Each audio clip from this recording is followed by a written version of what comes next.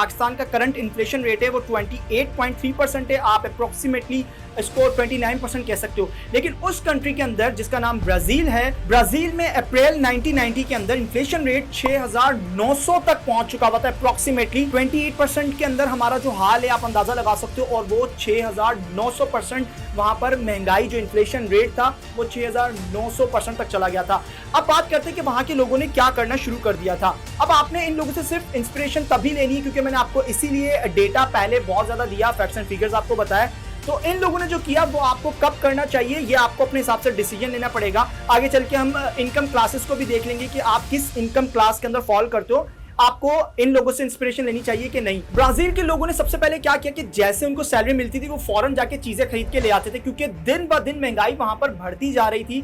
इसके अलावा उन्होंने क्या किया कि फॉरेन करेंसी के अंदर इन्वेस्ट करना शुरू कर दिया, रियल एस्टेट के अंदर इन्वेस्ट करना शुरू कर दिया ताकि जो उनका पैसा है वो डी ग्रो ना हो। लेकिन इसके बाद ब्राजील की गवर्नमेंट ने कुछ स्टेप्स लिए, मैं आपको 4 स्टेप्स के अंदर बता देता हूं, जिसकी वजह से क्या हुआ कि 1998 के अंदर वो अपने इन्फ्लेशन रेट को सिंगल डिजिट के ऊपर लेकर आ गए जो कि 1.65% था। मतलब 7-8 सालों के अंदर उन्होंने 6,900 को कहां अप्रोक्सीमेटली 2% के ऊपर लेकर आ गए। और इस वक्त भी जो करंट ब्राजील का रेट है इन्फ्लेशन वो 4% के आसपास है।